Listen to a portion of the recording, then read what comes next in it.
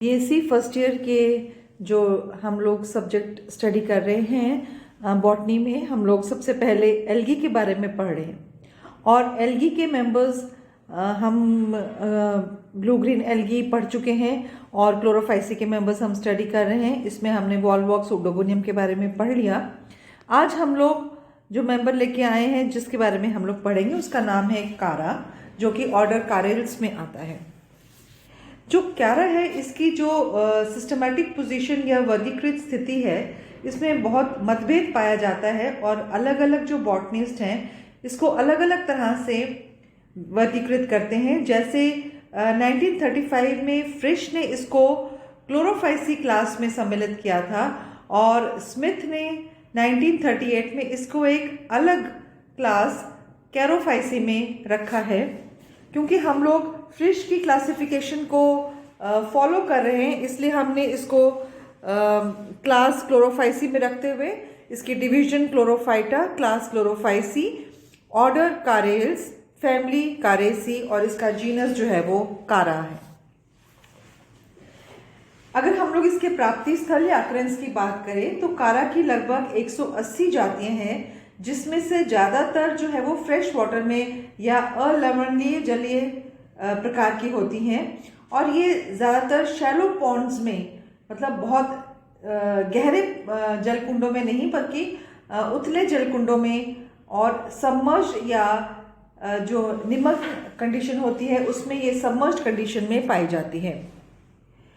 जो hard water में जो ये जातियाँ, जब ये हार्ड वाटर या कठोर जल में जो ये जातियाँ पाई जाती हैं, इनके ऊपर कैल्शियम कार्बोनेट का जमाव पाया जाता है, जिसके कारण ये परपटीयमय हो जाती हैं और इसी कारण इनको स्टोन वॉर्ट्स भी कहते हैं। और ये बहुत इंपॉर्टेंट 1 नंबर का क्वेश्चन भी आता है कि स्टोन वॉर्ट किसे कहते हैं या कारा का कॉमन नेम क्या है, तो वो स्टोन वॉर्ट्स है, या इसको स्टोन वॉर्ट्स क्यों कहा जाता है।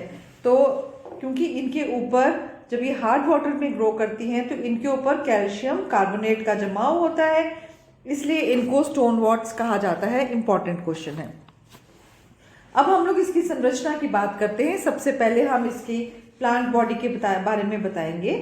तो अभी तक हमने जितने मेंबर्स पढ़े थे माइक्रोस्कोपिक थे, पर जो कारा है ये हमारा मैक्रोस्कोपिक या स्थूलदर्शीय शैवाल है, जो कि सबमर्ज्ड या निमग्न कंडीशन में पाया जाता है और इसकी जातियां जो है वो 20 से 30 सेंटीमीटर तक लंबी होती हैं। और इसका जो प्लांट है वो राइजोइड्स और मेन एक्सिस में विभाजित रहता है। मतलब नीचे वाला पोर्शन इसका राइजोइड्स या मूलाभास होते हैं और ऊपर वाला जो पोर्शन है इसका मुख्य अक्ष या इसको हम लोग एक्सिस, मेन एक्सिस कहते हैं। इसमें जो मूलाभास पाए जाते हैं वो इसमें क्या होता है कि वो नीचे की तरफ पर्व संधियों से उत्पन्न होते हैं और इनके जो मूलभास होते हैं ये मल्टी सेलुलर होते हैं, बहुकोशिकीय होते हैं और एक पंक्ति में लगे होते हैं। और इनकी जो एक बहुत इंपॉर्टेंट लाक्षणिक कैरेक्टर ये है कि इनमें ओब्लिक सेप्टा या तिर्यक पट जो है वो पाए जाते हैं। तो इसको हम लोग कहते हैं ओब्लिक सेप्टा। इनमें जो राइजोइड्स हैं इनमें नोड्स और इंटरनोड्स या पर्व और पर्व संधियों का अभाव होता है और ये राइजोइडल प्लेट्स से निकलते हैं। अब राइजोइडल प्लेट्स क्या होते हैं कि यहाँ पर जो पट पर संलग्न कोशिकाएं होते हैं उसके जो सिरे होते हैं विपरीत दिशाओं में वृद्धि करते हैं, जिसके कारण प्रत्येक जो पट होता है उसमें 4 या उससे अधिक कोशिकाएं जो हैं वो निकलती हैं और वो एक प्लेट नुमा संरचना का निर्माण करती हैं। इस स्ट्रक्चर को राइजोइडल प्लेट कहा जाता है। तो इसके राइजोइड्स में 2 चीज़ें इंपॉर्टेंट हैं, एक तो इनमें ओब्लिक सेप्टा पाया जाता है और एक राइजोइडल प्लेट्स जो है वो पाई जाती हैं। जो इसकी मेन एक्सिस होती है वो सीधी होती है, ऊर्ध्व होती है और फिलामेंटस या ब्रांच्ड होती है। और ये इसकी जो मेन एक्सिस होती है वो नोड्स और इंटरनोड्स में विभाजित होती है। इसमें जो कि एक ऑल्टरनेट या एकांतर क्रम में व्यवस्थित होते हैं। इसमें एक चीज़ बहुत इंपॉर्टेंट होती है कि इसकी जो इंटरनोड होती है जो, या जिसको हम कह सकते हैं इसकी जो पर्व कोशिका जो इंटरनोड होती है, इसकी कोशिका काफ़ी लंबी होती है। इसको एक्सियल सेल या इंटरनोडल सेल कहा जाता है। और जो इंटरनोडल सेल होती है उसके चारों तरफ वहाँ पर वलकुटीय कोशिकाएं या कॉर्टिकल सेल से वो घिरी हुई होती है। तो ये इसमें बहुत इम्पॉर्टेंट है कि इसकी जो इंटरनोड है, इसमें जो सिंगल सेल बीच में पाई जाती है उसको इंटरनोडल सेल कहते हैं, जो कि चारों तरफ से कॉर्टिकल थ्रेड्स या कॉर्टिकल सेल्स के द्वारा घिरी हुई होती है। और इसकी जो नोड्स होती हैं वो छोटी होती हैं और वहाँ पर जो सेल्स हैं वो रेगुलरली अरेंज्ड होते हैं। फिर जो एक बहुत इम्पॉर्टेंट चीज़ इसमें पाती है, क्योंकि इसकी जो प्रत्येक पर्व संधि होती है उसमें मुख्य रूप से 3 तरह के अपेंडेजेस या उपांग पाए जाते हैं। वो होते हैं ब्रांचेस ऑफ लिमिटेड ग्रोथ या सीमित वृद्धि की शाखाएं, फिर ब्रांचेस ऑफ अनलिमिटेड ग्रोथ जिसको हम लोग असीमित वृद्धि की शाखाएं कह सकते हैं, और इसके अतिरिक्त इसमें अनुपर्णक या स्टिप्युलोड्स पाए जाते हैं। जो अब हम लोग पहले बात करते हैं ब्रांचेस ऑफ लिमिटेड ग्रोथ, ये मैं अभी आपको डायग्राम भी दिखाऊंगी। इसमें ब्रांचेस जो इसकी अगर हम लोग स्ट्रक्चर को देखेंगे, इधर देखिए, इसमें 2 प्रकार की ब्रांचेस ऑफ लिमिटेड ग्रोथ और अनलिमिटेड ग्रोथ हमको देखने को मिलेंगी। जो इसकी लिमिटेड ग्रोथ वाली ब्रांचेस होती हैं उसको शॉर्ट ब्रांचेस या शॉर्ट लेटरल्स भी कहा जाता है। ये जो मेन एक्सिस हैं उसमें से जो उसके जो नोड्स हैं उसमें से लिमिटेड ग्रोथ वाली जो शाखाएं हैं वो एक आवृत्त के रूप में पाई जाती हैं, और इन शाखाओं में ग्रोथ जो होती है वो लिमिटेड होती है और सीमित होती है, और इसमें नोड्स और इंटरनोड्स की संख्या भी सीमित होती है। ज़्यादातर 5 से लेकर 15 तक इसमें नोड्स और इंटरनोड्स पाए जाती हैं, और इसीलिए इनको सीमित वृद्धि वाली शाखाएं कह जाती हैं। और इनकी जो शाखाएं होती हैं, ये शाखाएं जो हैं वो इनको प्राइमरी लेटरल्स या इनको पत्तियां या इनको ब्रांचलेट्स भी कहा जाता है। ज़्यादातर इनको प्राइमरी लेटरल्स कहा जाता है। और जो इन शाखाओं की जो पर्व संधियां होती हैं या जो नोड्स होते हैं, वहाँ पर कई बार एक कोशिकीय सेकेंडरी लेटरल्स भी निकलते हैं। तो इस प्रकार से प्राइमरी लेटरल्स और सेकेंडरी लेटरल्स जो हैं वो इनमें पाए जाते हैं। इसके बाद हम लोग बात करते हैं ब्रांचेस ऑफ लिमिटेड ग्रोथ। ये जो ब्रांचेस ऑफ लिमिटेड ग्रोथ की हमने बात कर ली, अब हम लोग बात करते हैं ब्रांचेस ऑफ अनलिमिटेड ग्रोथ। तो ये जो अनलिमिटेड ग्रोथ वाली ब्रांचेस होती हैं, ये जो शाखाएं हैं इनकी मेन एक्सिस से और जो वो अनलिमिटेड जो लिमिटेड ग्रोथ वाली या सीमित वृद्धि वाली शाखाएं होती हैं उनकी पर्व संधियों से उत्पन्न हो सकती हैं। इनको एक्सिलरी ब्रांचेस या लॉन्ग लेटरल्स भी कहा जाता है, और ये शाखाएं जो हैं वो पर्व और पर्व संधियों मतलब नोड्स और इंटरनोड्स पर डिवाइडेड होती हैं। एक बार फिर से हम लोग आते हैं ब्रांचेस ऑफ अनलिमिटेड ग्रोथ में। जो ब्रांचेस ऑफ अनलिमिटेड ग्रोथ होती हैं इनके ऊपर एक चीज़ और बतानी बहुत आवश्यक है कि इनमें सेक्स ऑर्गन्स जो हैं या जो जनांग हैं, ये ब्रांचेस ऑफ लिमिटेड ग्रोथ के ऊपर जो इनकी प्राइमरी लेटरल्स या प्राथमिक पार्श्व की पर्व संधियों पर इसके सेक्स ऑर्गन्स निकलते हैं, या हम यूँ कह सकते हैं जो इसकी प्राइमरी लेटरल्स हैं उनकी नोड्स के ऊपर इसमें सेक्स ऑर्गन्स का निर्माण होता है। और एक चीज़ और मैंने आपको बताई थी कि इसमें स्टिप्यूल्स या अनुपर्णक भी पाए जाते हैं। तो ये अनुपर्णक जो है वो जो सीमित वृद्धि वाली कोशिकाएं होती हैं, जो ये जैसे मैंने अभी आपको बताया लिमिटेड ग्रोथ वाली जो ब्रांचेस होती हैं, इनकी जो बेस वाली या आधारीय जो नोड्स होते हैं उस पर यूनिसेलुलर आउटग्रोथ्स पाए जाते हैं या एक कोशिकीय उद्धर्व पाए जाते हैं जिनको स्टिप्युलोड्स कहा जाता है।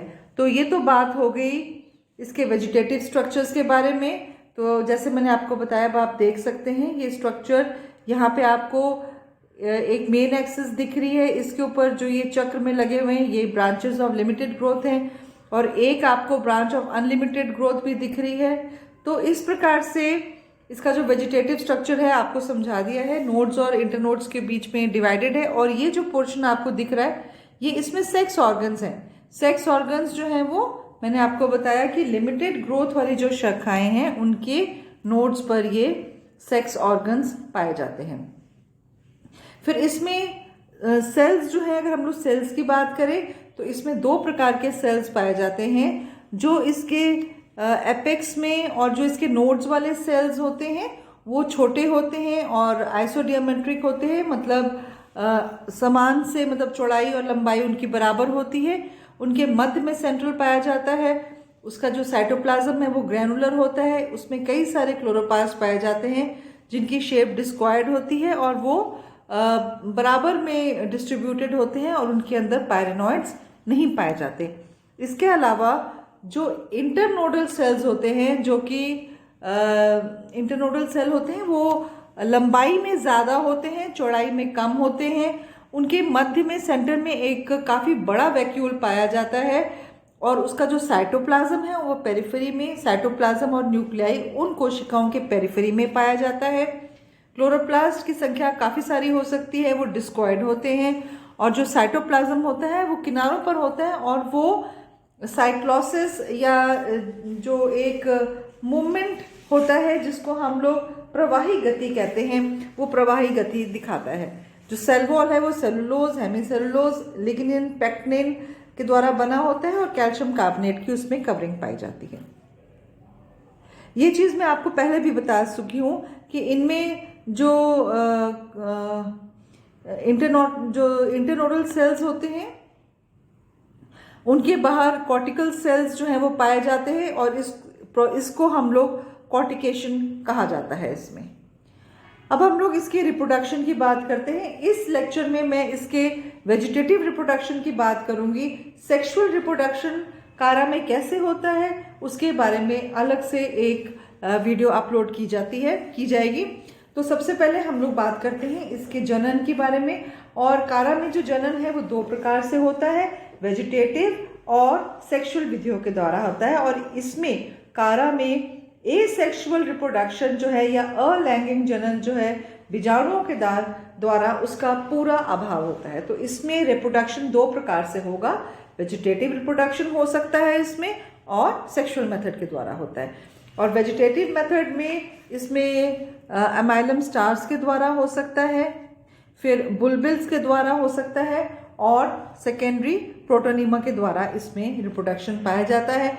ये क्या होते हैं इनके बारे में हम लोग पढ़ते हैं एक एक करके। तो सबसे पहले एमाइलम स्टार्स के बारे में हम लोग बात करेंगे। जो एमाइलम स्टार्स होते हैं ये जो है वो मुख्य अक्ष या जो मेन इसकी एक्सिस होती है उसकी जो नीचे वाली पर्व संधियां होती हैं, निचली पर्व संधियां या नोड्स के ऊपर एक ताराकृत या स्टार शेप्ड कोशिकाओं का समूह विकसित हो जाता है। तो ये जो तारा शेप जो समूह होता है स्टार की शेप वाला, जो कि लोअर नोड्स पर बनता है और उसके अंदर रिजर्व फूड मटेरियल पाया जाता है, इसको एमाइलम स्टार्स कहते हैं। क्योंकि इसमें एमाइलम स्टार जो है वो काफ़ी प्रचुर मात्रा में पाया जाता है, तो इसको एमाइलम स्टार्स कहा जाता है। ये एमाइलम स्टार्स जो है वो जब मात्र कोशिका से या मात्र थैलस से अलग हो जाता है तो ये कोशिकाएं डेवलप करके नया प्लांट का निर्माण करती हैं। तो ये तो हो गया एमाइलम स्टार्स के बारे में। दूसरा जो इसमें प्रोसेस पाया जाता है या जो मेथड है वेजिटेटिव रिप्रोडक्शन का, उसको पत्र प्रक्लिकाएं या बुलबिल्स कहा जाता है।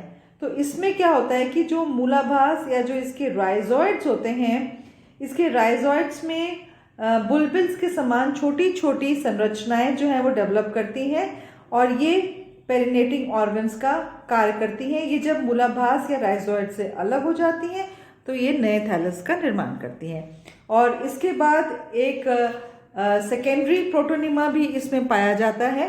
ये सेकेंडरी प्रोटोनिमा जो है ये जो प्राइमरी जो ये बुलबिल्स हैं इसके अलावा मूलाभास में या राइजोइड्स की आधार वाली जो कोशिकाओं से विकसित होती हैं।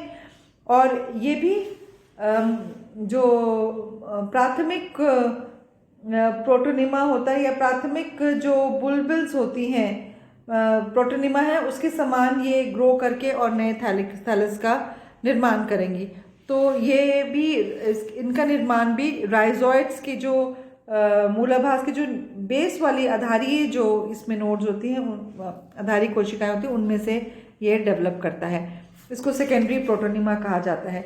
तो आज के लेक्चर में इतना ही। हमने कारा के बारे में, कारा की क्लासिफिकेशन के बारे में, फिर इसमें इसकी अकरेंस के बारे में, इसके स्ट्रक्चर के बारे में हमने स्टडी कर लिया, किस प्रकार से इसमें मेन एक्सेस होती है, फिर इसमें ब्रांचेस पाई जाती हैं, लिमिटेड ग्रोथ वाली, अनलिमिटेड ग्रोथ वाली, सेल का स्ट्रक्चर इसमें क्या है, और इसमें वेजिटेटिव रिप्रोडक्शन किस प्रकार से होता है, इसका हमने अध्ययन कर लिया है। इसमें जो सेक्सुअल रिप्रोडक्शन पाया जाता है वो काफ़ी एडवांस्ड oogamous प्रकार का होता है, और इसका जो सेक्स ऑर्गन्स होते हैं वो काफ़ी जटिल संरचना होती है, जिसके बारे में विस्तार से हम नेक्स्ट लेक्चर में बात करेंगे। आज के लेक्चर में इतना ही। Thank you.